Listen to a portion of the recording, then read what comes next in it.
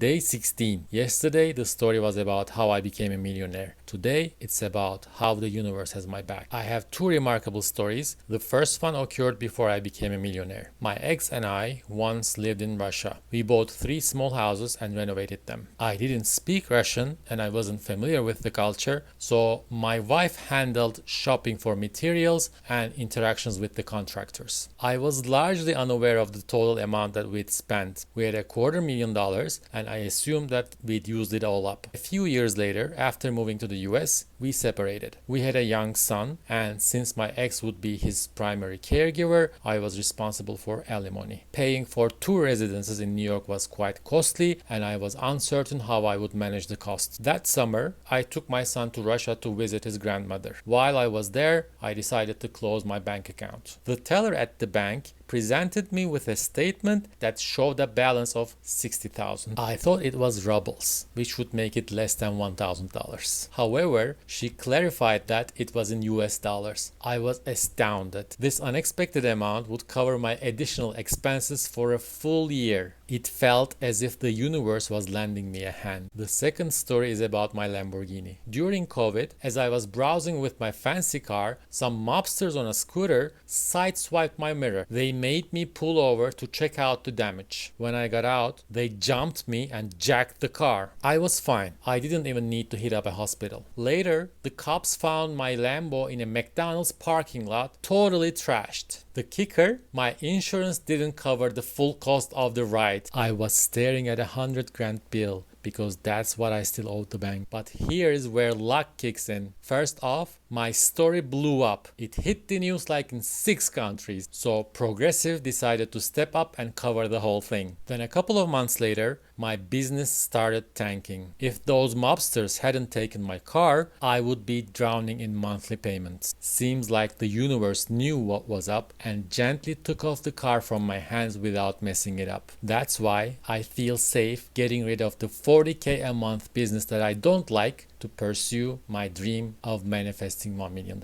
See you on day 17.